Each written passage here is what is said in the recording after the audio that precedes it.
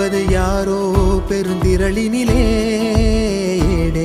நான் என்பதை வீசி எழுந்தேனே மனமே